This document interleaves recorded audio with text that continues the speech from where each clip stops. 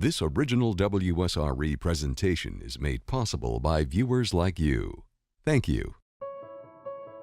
Hello everyone, I'm Rameca Vincent Leary and welcome to this edition of inStudio. 'Tis the season for holiday cheer. It may make you think of chestnuts roasting on an open fire or Jack Frost nipping at your nose. However, when it comes to dollars and cents, some may have a hard time making sound financial decisions. Instead of shopping until you drop, we'll explore year-round financial literacy advice that will help both young and old avoid money-related mishaps. Stay with us. We'll have more right after this.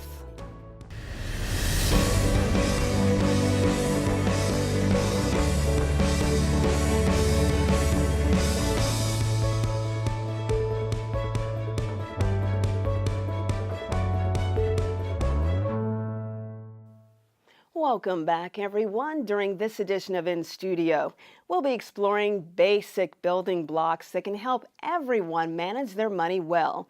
We'll be chatting with financial literacy representatives from the United Way of Escambia County and BBVA Compass Bank, while also hearing encouraging stories from people who have overcome monetary hardships in monumental ways. But first, we'll focus our attention on what business department professors at Pensacola State College and their students and financial literacy staff are doing to impart knowledge to the masses. It's a pleasure to welcome Susan Robbins, Assistant Professor of Accounting and Finance. She's joined by one of her star students, Jacob Cook. We're also pleased to have Jessica Johnson, who serves as a financial literacy specialist. Welcome to all of you. Thank you. Looking good and so festive on the set, right? Tis the season, Jessica. That's right. All right, so we're going to start with you, Jessica. Financial literacy specialist. I know you have your hand in a lot of pots. Let's talk about the money and money matters, all right? Break the ice for us. Alrighty, so Money Matters is a program that we have here at Pensacola State College that focuses on educating our students on the basics of financial literacy. The Money Matters project within itself was created by the Financial Literacy Committee at PSC, which is comprised of faculty and staff, and we're looking for students as well to go on the committee as well. So what does it mean to be financially literate? Honestly, we can never assume, right? Right. It's really more so about just having the foundational tools of money management. So, preparing for a budget, what it means to have a credit card and that responsibility, what it means to be aware of your student loan debt for students and kind of what the repayment status is and the options are. Savings and things like that. So it's a broad topic. It certainly is. Professor Robinson, speaking of savings, right? Business department at Pensacola State College. You and I both teach in the business department, right? Yes. We're friends. Oh, yes. What inspired you, first of all, to become an educator?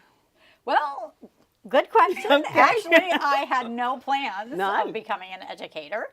I was a financial advisor to start with, and found that when working with my clients, the part that I enjoyed the most was educating them and just, laying it all out there, explaining what, the investment means, knowing what a budget means, Right. knowing how to do the basics, because it honestly surprised me how many adults came in and didn't have the basic financial knowledge. And I loved that part of it, just really, just explaining it in a way that they could understand. Oozes out of you. So Okay. here I am. It's quite evident. Now, Jacob, Hello. tell me about your first day in Professor Robinson's accounting class. Take us down that track, all right? Well, for starters, for somebody who has never at the time knew anything about the Yes. financial world and anything, it was something new to get into. But I could not have had a truly better teacher than Miss Robinson. Whenever I first got there, she really just made me feel welcome, and she also broke it down easy for me to understand. Now, you've had her for both accounting and finance, correct? Yes, ma'am. Now, when you talk about the simplicity of it all, breaking things down, give me an example. Well, like breaking things down is in, what are certain things when it comes to like how to finance your money. When I first came in, I had no idea how to do a balance sheet, to the point where if I had money in my pocket, that's what I would spend. It was gone? It was gone. It was just gone. And I had a bank account and I saved, but whenever I had cash on me, I didn't really know how to save. And coming into Miss Robbins' class, she broke it down for me and showed me how to actually create a balance sheet. That was one of our projects we had to do.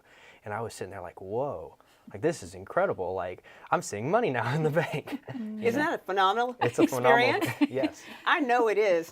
Professor Robbins, let me come back to you for just a moment. Okay. Did it startle you that there were young people in your class that maybe didn't know how to balance a checkbook? Yes, and it also startled me that there are older folks in the class that Right. don't know how to balance a checkbook. So we get, that's one of the blessings of being here at PSC, is that we get all ages. And I love that about our college. We embrace them all, we teach them all, and so we kind of start with the basics, and we'll catch those young ones that that don't have financial experience yet, and then we also get to deepen the understanding of the older folks that may not know. Jacob, what inspired you to choose courses in the business department? You could have gone in many directions, right? Yes, my family had started a business when my great-grandfather actually in 1950s created a Napa auto parts store. Okay. And when it's been passed on from family member to family member, and it was something that I had considered doing, and I had decided to start taking business classes, and that's when I just fell in love with it, and especially with the teachers, and it was a place where I realized that's where I wanted to be. That is so awesome. That is. Jessica, back to you. Workshops. Now listen, you don't only do your thing on the campus. A lot of things going on the weekends, after work hours. Talk about that. Well, I am, first, I love being in the community and I love to serve. So I do a lot of out in the community outreach. That's good. Tabling events at different community centers, some workshops here and there at local nonprofits. I do a lot of different activities within my sorority as well. So I just kind of like to be involved and be used wherever possible. Give us an example of what a possible workshop could entail. Some core principles that people would learn. Well, it depends on the topic. I actually kind of like to cover a little bit of everything. So we may have a workshop on budgeting that kind of sets you up for what are the basics of budgeting, how can you start?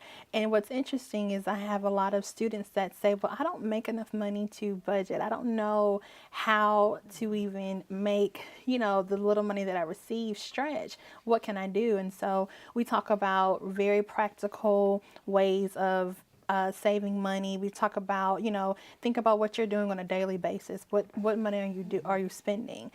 Utilizing a spending diary is important as well.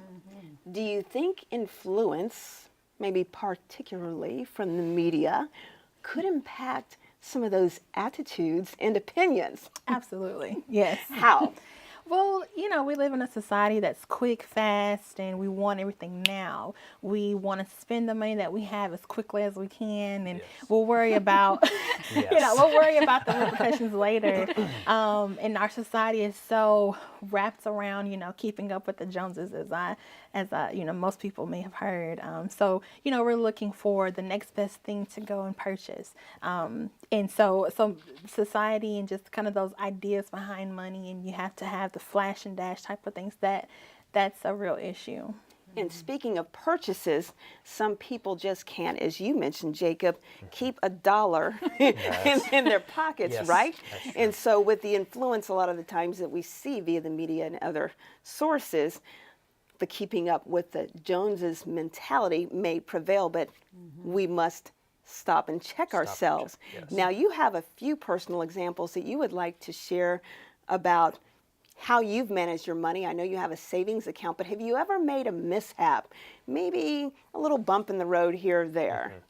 I have luckily not had a big bump in the road happen, which is very lucky because, like I said, I had not created a balance sheet for myself. I had not, created anything like that for myself. But I did realize that before I had that balance sheet, whenever I made money, I realized it was more important to start saving it and keeping Oh, it. yes. Now, in the classroom, Professor Robbins, you're on the whiteboard, you're doing things, you're talking to your students like Jacob. Approaches to making things simplistic for students, breaking things down. It's not always easy, is it? No, it's not. Can you share It's a few not. examples of how you do that in the classroom? Sure. I like to use a lot of examples, real world examples that they can relate to. So, like when we're at the very beginning of accounting and we're starting to talk about the terminology, we talk about the landscaping business, remember? So I put it in terms like you're starting a landscaping business, you go knock on the door of your customer and they can't pay. What is that? And so I just kind of try to put it in a real world situation. And that does seem to help. And then in personal finance, we used an online simulation called Budget Challenge, which was amazing. How did you like that, He was at Jacob? the top of the... That was the thing. That was actually the thing that taught me how to make a budget and stuff like that. That was one of the things. It's cool. It's really cool. It really was cool. How long was it? Was it the entire semester? It was 10 weeks. It's 10 weeks long, and what they do is they have to make choices at the beginning, like, do I want insurance on my, do I want to get renter's insurance? Do I want 2 roommates or 3? They'll make decisions about their job, how much they want to contribute to their 401k, and all these sorts of things. And then as the simulation goes along, those decisions kind of play out. And so, their cell phone gets lost later. Well, then that goes back to what did they decide? Did they decide to insure their stuff or not? And so it allows them the opportunity to learn and make financial decisions, but without suffering real world consequences. Was it a group experience or individualistic type of experience? I felt like it was a group experience because we all worked together on it, and we all got advice from each other on what we were going to do and stuff. I know I definitely did because when I first saw it, I was like, "Oh my goodness, this is going to be my Don't future. panic. This is going to be my future." Oh no! This can't be real.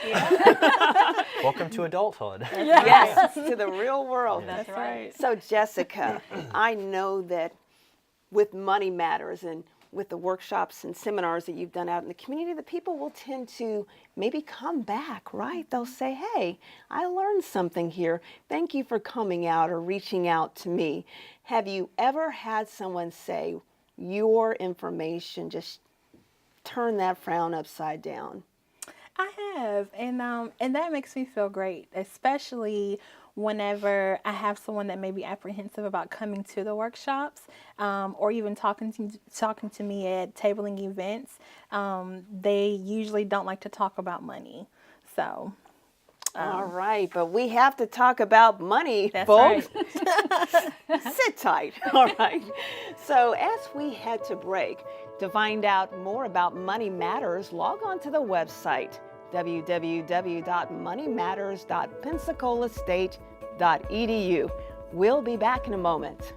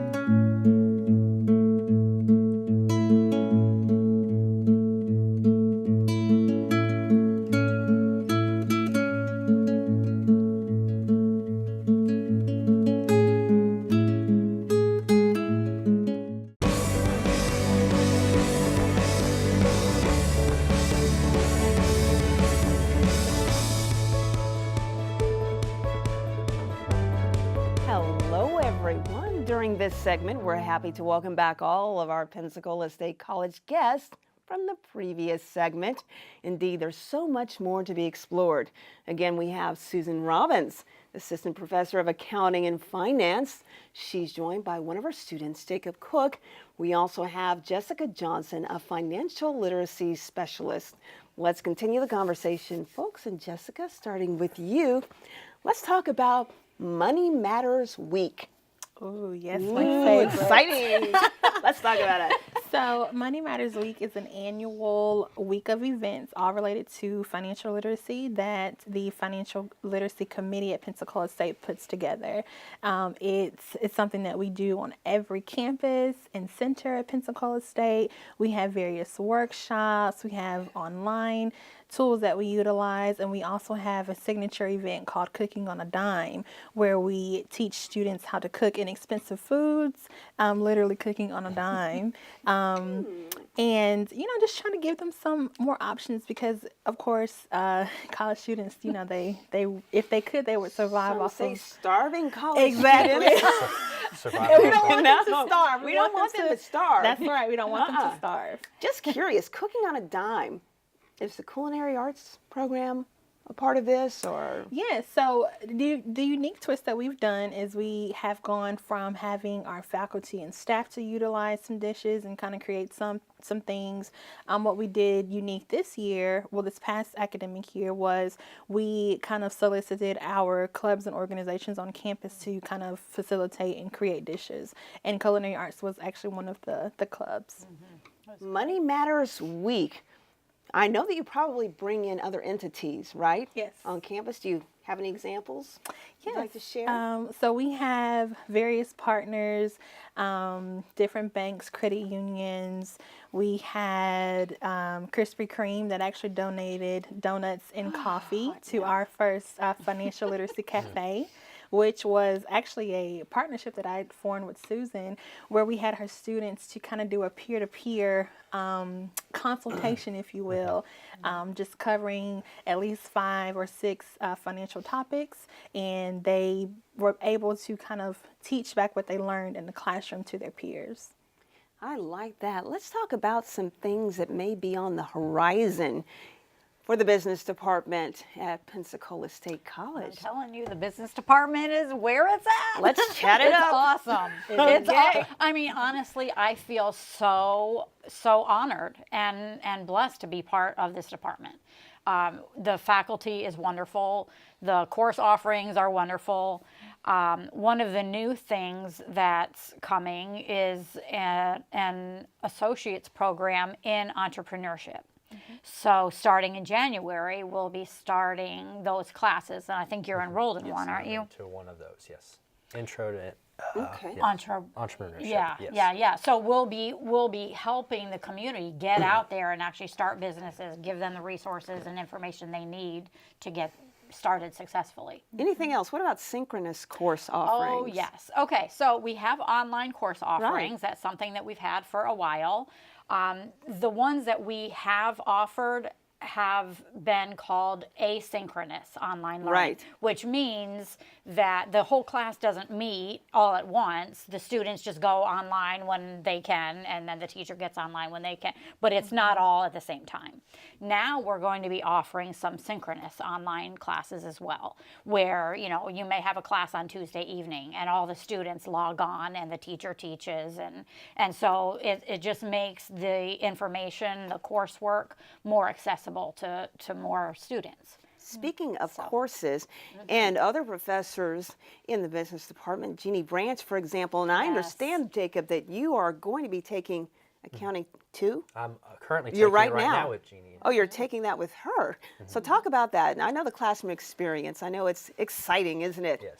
Talk about some of the things that you're learning with Professor Branch right now. Well, a lot of what I've learned from accounting 2, you see, for the accounting 1, it was more about the terminology, really learning the terms and the basics. Once you get into accounting 2, it's more talking about really cracking down on the actual equations you're going to be working on and stuff. And yes, there's some terminology, but it's really heavily on the ratios that you're going to have to learn for the future, and also breaking down different things in your business. What is one of the highlights that you can remember as a current student, I know, Yes. with Professor Branch, something that just really stands out in your mind regarding her class? Something that stands out to me right now with her class is how strong she is with it and how she tells it boldly and how proud of it, like it's an art form. That was the first thing I good. came home with. I like that. Was that it was something she took to heart and that she really was passionate about, and she made me in the process like really interested, made me want to go with it.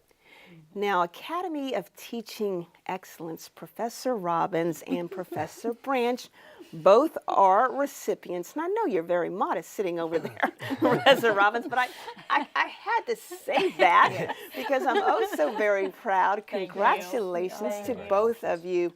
We are oh so very excited. Don't worry, I'm coming back. Okay, so Jessica, let's talk about the social media aspects of it all, blogs and other resources.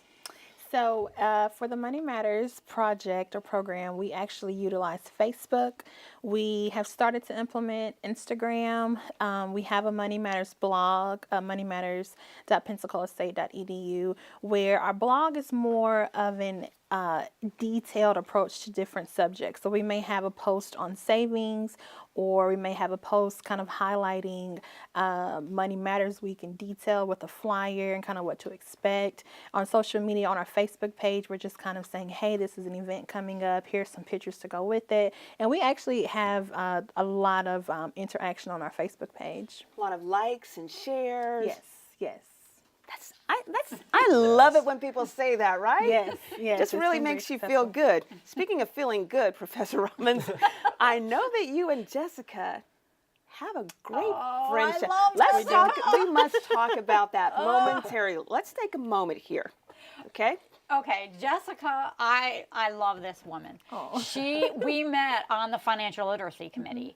Actually, I had been on the committee just as a faculty member, and then Jessica came in as the Vista and our financial literacy specialist for the college. And so that's how we met, and I'm telling you, she is golden. She does so much for our college and the community and the students. Her concern for the welfare of others is just unmatched. She's just really, really special. And that smile that lights up a room to boot. Okay, Jacob. Yes. Now, you are a man about town, okay? Professor Robbins, Professor Branch, and guess what? Professor Leary, too. Yes. Now, we have to talk about Yes. COM 2100, business communication, and the business pitch that you did Yes. recently, and the fact that there were investors that were vying Yes, there for your were. product. Talk a little bit about that. Very nice. It was a kind of a real life representation of having an investor, like pitching a product to an investor. And you would need to, make sure you knew about your finances as well as your product, and make sure you know all the the different aspects about it, because, they're going to be asking me questions about it. And I Exactly. want to make sure that I give them the correct answer about what we have. Now, he's modest as well. His group made a sparkling grade.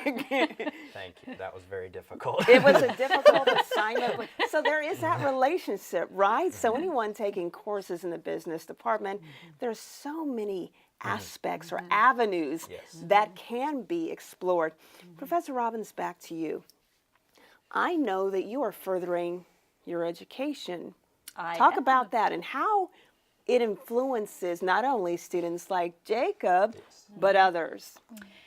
I am, and I'm currently working on my Doctor of Business Administration in Finance, which is, I have my master's in accountancy, so this is related yet its own field in finance, so that I am better able to teach the upper level courses that we have in finance, just reach more students, serve the business department in a greater way where I'm able to teach additional classes.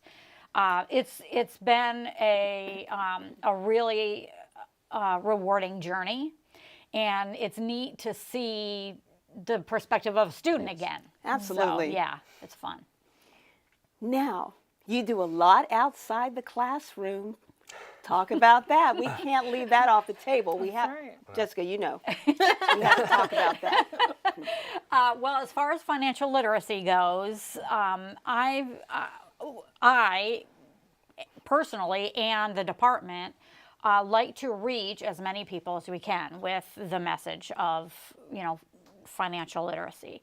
So we have done workshops with Take Stock in Children and with the PACE Center for Girls, different organizations that can benefit from this information. And it doesn't matter how small or large the group. I mean, we've done them from 5 people to 100.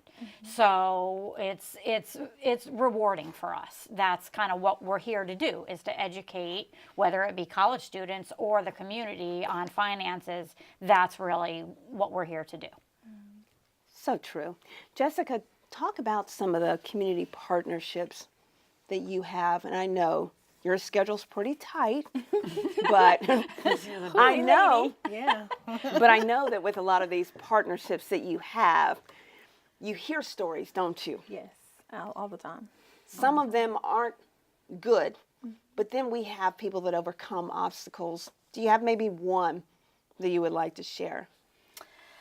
So I actually can remember about 2 years ago when I initially started this project. I was partnering with the court system as well as Pathways for Change, and we were doing financial literacy workshops in their facility for court mandated offenders who had kind of low level offenses related to maybe check fraud and things like that. So we had a gentleman who had come in and he said, Ms. Johnson, I don't trust banks. I don't put my money into banks accounts or anything. I keep my money essentially in a little mason jar. And whenever I cash my checks, my money's here and it's gone tomorrow. So what I had to tell him was, I have wonderful partners that work in both credit unions and banks that can help you. And so 2 years later, he has his own established account that he keeps in the positive every month. He has saved a lot of money, and he's kind of has a better understanding of what it means to be financially literate. And that money is insured through the bank. That's the other thing. Someone steals the money from underneath the mattress, and what happens? Yes, right? That's right. Okay. So Jacob, advice for our viewers out there, not necessarily someone your age, but just anyone out there that's wondering how they can become financially literate. Just some words of wisdom that you would like to share. I would suggest for one thing, if you can, make sure you actually get education from somewhere, like whether you have to go to someone or buy a particular person who tapes about talking about finance, or even go to a class of Miss Robbins. I would highly suggest that, because there are things that I didn't know before that I would only have known through something like this. Sound advice. I have learned a lot from all of you. Thank you so much for being on the show. Okay, folks, during our next segment, we'll explore the many ways United Way of Escambia County is striving to reach one, teach one, in reference to financial literacy. We'll be back right after this.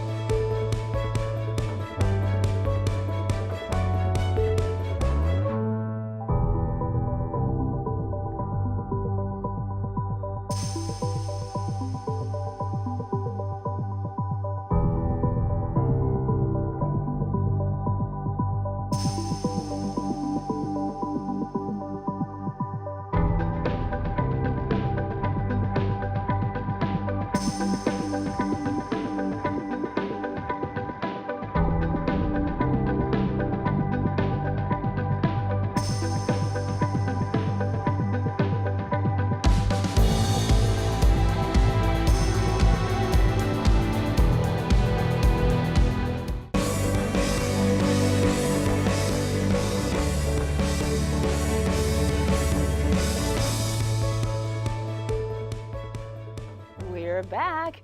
During this segment, we're happy to have Jessica Johnson, financial literacy specialist at PSC, on set again. She's joined by Katrina Madden with United Way of Escambia County. She serves as a financial stability program outreach manager.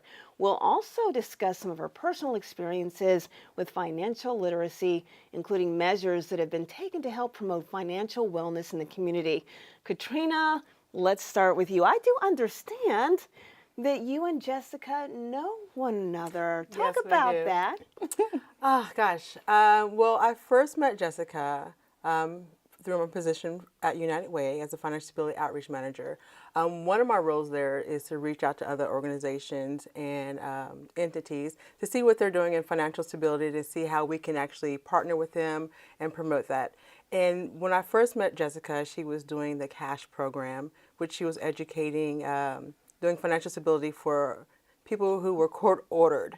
Oh, okay, That's how I met Jessica. Mm-hmm. How many years has that relationship grown or flourished? Gosh, we have only known each other for approximately, it's been a little over a year. Mm-hmm. But okay. It seems like, you know how you meet somebody and it seems like you've known them for a lifetime. Mm-hmm. Yes. Just know. Yes. Sometimes you see a student, you just know, like Jacob in the last segment, you just know. I get it. I get it. So, Katrina, please give us an overview of the United Way of Escambia County, specifically what you do there. Okay. Well, a basic overview, and this is actually very broad, but I'm going to try and bring it in. What United Way of Escambia County does is we partner with other organizations and entities to have a greater impact in our community, and our three main goals are health, education, and financial stability. My role is the financial stability portion. I support and manage the financial stability initiatives at United Way of Escambia County.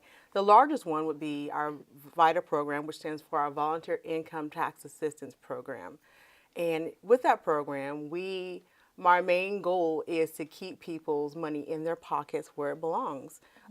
There's lots of organizations out there, and they're charging taxpayers $500 to get their taxes done. Mm-hmm. And they're saying, hey, this is a rapid refund, but that's money that needs to stay in their pockets. And they need to either be saving that money, paying off bills, or building an emergency fund with that. So that is our largest initiative there. And we're going to expand on that a little bit more, but you said something that really made me think. We understand, Jessica, when it comes to money, dollars and cents, that there are a lot of places out there that'll say, bring in your car title, and we will give you this amount of money, maybe at a 300% interest rate. Mm-hmm. And in some instances, it's all about, okay, I need some money right now. Look at these gifts right here. Someone may say, I need to buy some presents today. How can I do that? But would you say something spur of the moment like that is a financially sound decision? Doesn't appear to be. Absolutely not. Can you elaborate on that? And that is simply predatory lending. These predatory lenders, they are placed strategically in neighborhoods that are usually low income or rural areas where they don't have quick access to banking systems or much of any resources. And they prey on people who are looking for a quick fix. They need an emergency cash assistance of some sort. And it's a really big issue in our area. Katrina, let's expand a little bit more on VITA, okay? Can you give us some specific particulars? Yes, absolutely. Well, last year we did 4,062 tax returns. With that, we saved taxpayers over $800,000. And that's good. It is. When you think of the grand scheme of things, that is a small portion of taxpayers in our community. Mm-hmm. I believe Escambia County has there's over 300 people living in Escambia County. So can you imagine? That is a very small percentage. The money that's going back to other entities that are charging this $500. So we also had a $6 million impact. So we helped taxpayers get the refunds that they needed. So they got the refunds or earned income as well as the earned income tax credit. There's a lot of people out there, and I spoke to someone today they have no idea that they should be getting a refund, so they just don't file their taxes. Oh. Wow. So our other role in this is to educate our community that, hey, there's money out there on the table. This is the credits you have. We don't just want to do your taxes, have you sign the paper, and give them back to you. We want to educate you. Why are you getting a refund? What are these tax credits? If you owe, why do you owe, and how we can help you not owe for the next year. So we want to empower people when they come in and get their taxes done. And of course, Jessica, we know there are ramifications for not filing your taxes, correct? Absolutely. Yes. And there are people that'll get that refund and, I don't know, they'll spend money spot on. They won't think about saving anything. So expand on that, if you will, why it is oh so very important that once you get that refund, to think logically, sound financial literacy. Well, in my opinion, I feel as though, when you know that you're getting a large sum of money, it's important to kind of have plans for that money. You want to tell your money where to go, as opposed to it kind of ruling what you're doing and what your life is. So the one thing that I tell people all the time is at least save at least 10% of whatever you're getting. That's good. And that should set you up for emergencies that may come up. You definitely don't want to get your refund in February and then not have any of that money, in March. Right. It just doesn't make any sense. We see that a lot. We definitely do, Katrina. Now, Katrina, you have a monumental life story, and I want you to take your time sharing it with the viewers because they really need to hear this. You were once homeless with children. Yes. Let's start from there and then bring us now to the present. Yes. Take your time. Well, it was back in it's been 4 or 5 years now. Actually, I've been stable. It was all lack of planning in which finances. I decided to resign from my full-time position, and I opened a business. And I had in my mind how I thought this was going to go, but it didn't. I did not plan for it. No, I didn't plan for it. I had the money, but I did not plan. Like you said, we have to tell our money where it's going to go. I did not plan correctly. I did not write things down, and I found myself in a position where I was homeless. And from there, we were in Pensacola, and I believe the lowest point of this. There were several factors that happened in the midst of this, but my lowest point, I was living hotel to hotel, and each morning we didn't know where we were going to sleep. So one day I just ran out of money. I did not have any more money, and I had always told myself that if I have nowhere to go, I'm just going to go fishing all night. My son loved to fish, and I was just going to say, we're going to go fishing. So I looked at him. I had nowhere to go. I had a fishing pole in the back of my car, and I have a son and 2 girls. And I looked at him. I said, "Hey, you want to go fishing?" He was like, "Yes." I was like, "We're going to go fishing." And I knew a spot where I was going to go because it was lit and I felt safe there. So we just fished all night, and the girls they slept, and he had a great time. And, it's kind of funny looking back. I actually mentioned that to him. He's a lot older now. He was probably 7 at the time. He's now 13, and I asked him about that. And he says, I said, "Hey, do you remember when we went fishing that night? He goes, "Yeah, we didn't have a place to go." Mm-hmm. I was making it really light for him, and, we were having a good time. And then all the time, he knew we didn't have a place to go, and we were just out there fishing because we had nowhere to go. So what was the turning point? The turning point is I reached out, is persistence. Okay. I was very persistent. And the one thing I had in my mind is that no matter what it looked like, that's not what my situation was going to be.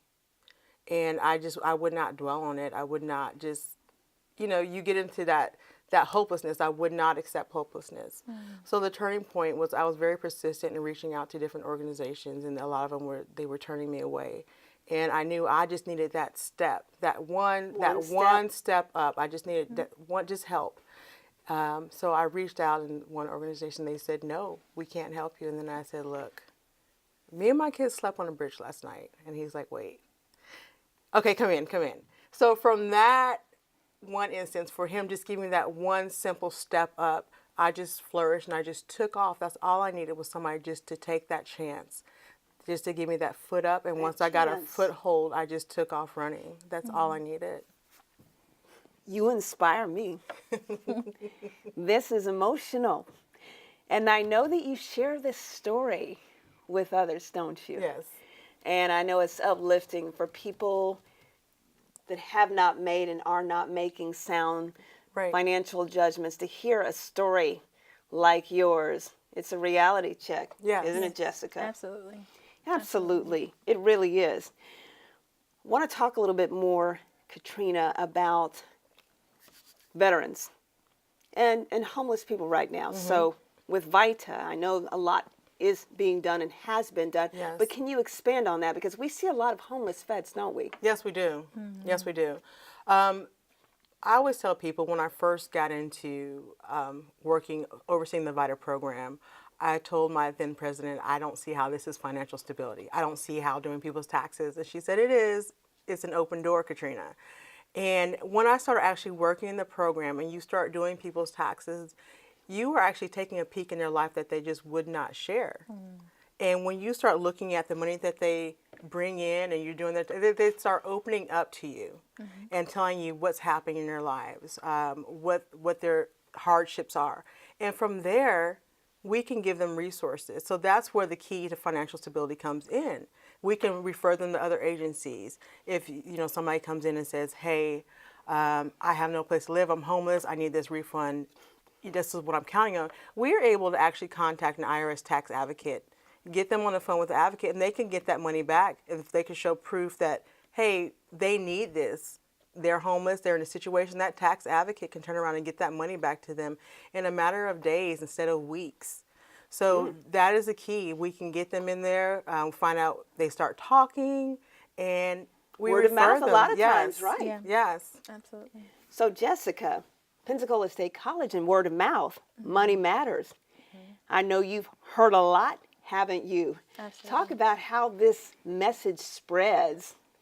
Oh, it spreads like wildfire. Okay. Definitely. So but the thing that I love about Pensacola State is how involved we are in the community and how central to the community we are, where our locations are, and how we truly are dedicated to not only educating our students, but as well as the community in general.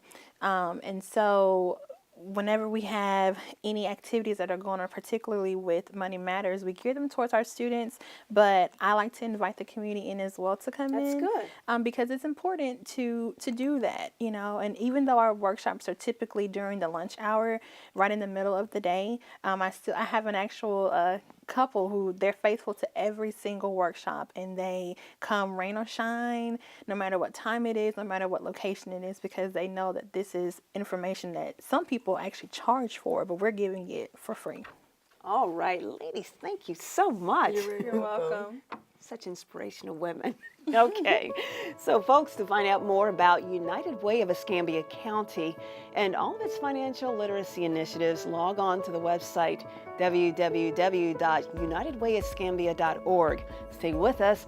We'll have more financial literacy essentials coming up next.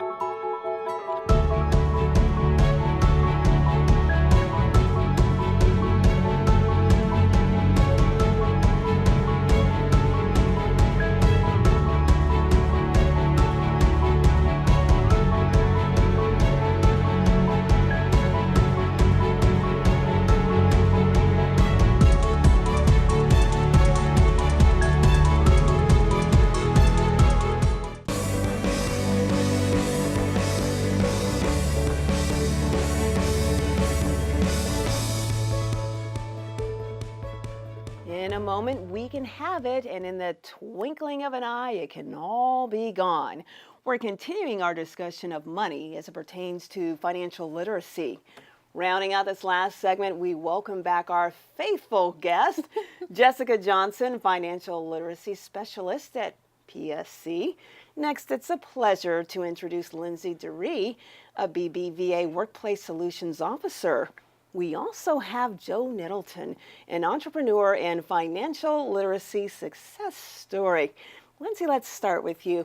I'm grateful you're here to educate people about core banking principles that can help them really stay on track. Can you expand on that? Well, I think core banking principles, it really boils down to the entire topic of this show, the foundation of financial literacy. So when you look at your core banking principles, you really need to start with what are your needs, and those generally all get drawn out first and foremost with a budget. Budget, the B word, budget. I know, it's one of my favorite Gotta have words. it. You need it, don't you? You do. Right, Joe? Absolutely. Sounds good to me. So let's talk more about this budget. So you don't really need that $800 pair of shoes if you have to pay rent, keep the lights on, you need some food in the refrigerator. The shoes don't have the higher importance, do they? I would hope not. I would hope not, but generally speaking, with the world that we live in today, budgeting's just not really in our picture. Most households today really actually don't have a true pinpointed concept of where their actual money is going. We know our gross income, but when it comes to our day-to-day expenses and even things like how much are we giving to maybe our 401k, getting set up for retirement, the average household does not have these things written down and doesn't have a true idea of where every penny is going. So when the lights are turned out, who didn't pay the light bill? You mentioned writing things down. Now, Jessica, in the previous segment, you talked about the importance of these things. And let's talk about actually making sure you're not hiding your money in a mason jar in the back of the backyard, right? Or behind a picture frame. The importance of choosing a financial institution. Please, just educate us, if you will. Well, you know, we're fortunate in the world today. There's a lot of different options for financial institutions. You know, you have your community banks, and you have your credit unions, and then you have your commercial banks. And all of those options are wonderful, so much better than the mason jar that's hidden in your backyard. Yes, not a good idea. And each one serves, has their own special place of where they serve in the community. And so as a person, you know, you just need to ask yourself, what are your banking needs? What are you trying to accomplish? Speaking of needs, Joe, take us back to your days as a pastor and when your daughter, Professor Robbins, who was in a couple of our segments previously, was a child. Talk about your obstacles that you may have faced during that time and bring us to the present, if you will. Interesting story, and I know our viewers will appreciate it. Having been in ministry for 40 years, it's fairly common knowledge that pastors don't make much money. True. As a matter of fact, the average church worker in America's annual salary is $28,000. Wow. And that's not much money. And when you have a family, it doesn't go very far. So it was a struggle for us as a family, not making a lot of money. But I realized at a younger age that someday I was going to get old. And I better do something about that while I'm young, because when I'm old, it's too late. So I began to just salt a little bit away every month. Good. Just a little bit away, salting it away, salting it away. And then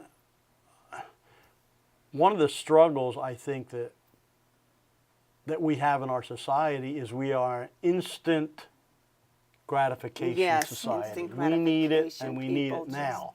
And we're not willing to wait until we can really afford it. If we want it, we go borrow the money and go get whatever we want. Well, that is a terrible plan, because it works in reverse. The older we get, the less we'll have. And then when we're retirement age, if we haven't done anything, we're in major problems. So I would suggest to anyone is you need to reverse that whole thing and think long term. We'll come back to you for the rest of your story momentarily. Lindsay, let's talk about every member of the family, and you're a proud father there, Joe. So let's say you've got some children, right? They got the little piggy bank. Yeah. And it's so sweet, isn't it? Yes. But they're trying to save, and we're having them do chores around the house, and they've got that piggy bank. Okay, Mommy and Daddy, let's open up a little account. What would you say to that? Do you see a lot of that? Oh, Is that a wise, would you say a wise decision? It's definitely a wise decision, and a lot of our local financial institutions have all created specialty accounts for children to put that added twist and excitement to it. It's great because it really does help build that foundation early on in the children. That's good. About saving, the importance of money, and you have to start early with our children. And as these children grow older, I know this. When I was a college student, I was inundated with credit card requests. And honestly, a lot of college students get in debt. Some even wind up filing for bankruptcy. But there are ways that we can have a credit card, not 10, right? We can manage that well. So financial institutions can also help with that. Can you give us any kind of differentiation between a regular bank versus a credit union? Are there any significant things that we should know? You know, I get asked that question a lot, and you can look up the definition of a commercial bank versus a credit union versus a community bank, but really they're all financial institutions. They're all wonderful. They all do a great job of serving their clients, their members, the community. It really comes down to what you, the person, need best for yourself. So you need to actually do the research and look into each financial institution and see what they offer that best suits your needs. What would you say to the person who's maybe making minimum wage and everything else is taken out? Okay, this is how much I have left. Right. Why is it so important, no matter how much you make, that you should save? Oh, well, you know, it's a whole slippery slope when it comes to getting into a bind.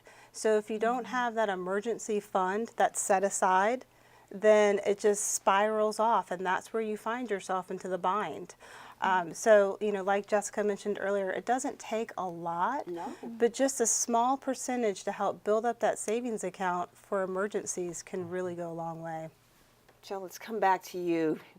Many years later, successful entrepreneur, would you like to talk about some of your ventures and the wise decisions that you have made to date regarding your finances? Well, all my decisions haven't been wise. We all have our bumps in the road, don't we? But I guess growing up as a child in New Jersey, just in South Jersey there, every person that lived around us were entrepreneurs.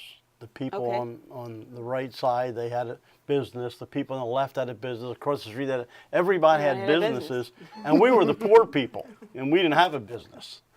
And so at an early age, I always had a feeling like I want my own business. And then the Lord called me into the ministry.